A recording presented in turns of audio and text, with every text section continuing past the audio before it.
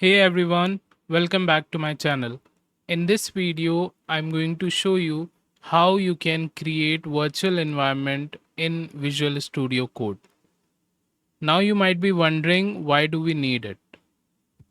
So let's say you have project A which uses Pandas 1.5 version. Later you start with project B but it needs Pandas version 2.0. So both projects need different versions of the same package. So if you don't use a virtual environment, when you update pandas to version 2.0, project A may stop working because it was built for version 1.5. But if both projects have their own virtual environments, like in this case, Project A can keep Pandas 1.5 and Project B can use Pandas 2.0. So each project has its own packages and they don't interfere with each other.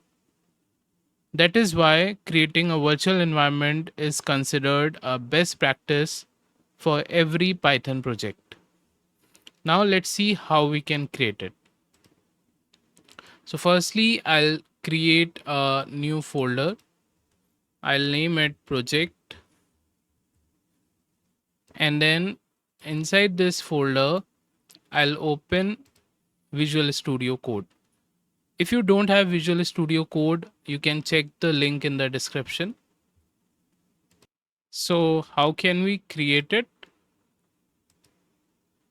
So we have to press Shift Control plus P inside Visual Studio Code. A command box will open. There we can type Python or create environment.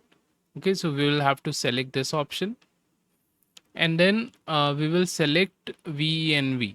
Okay, this is for virtual environment, and then it will ask you to choose your Python version. So whichever Python interpreters you have, you can select that, and then .venv folder will automatically be created in your project folder. Okay, so let's see. So I'll press Ctrl Shift and P. Now we can type create environment. So you will see this Python create environment. Click on that.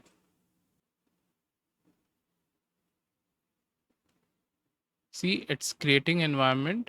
Then you can select venv from here, and then you can select the Python interpreter, whichever you want. So I have many Python interpreters installed in my system, so I can select whichever I want. I'll go with 3.10. So you can also enter a name for your virtual environment, but I'll go with venv and I'll hit enter.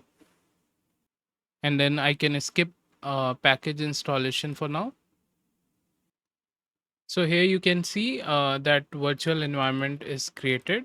Now what I can do is I can just create a Python file and I'll name it main.py. And here I can just print anything just to test the Python code.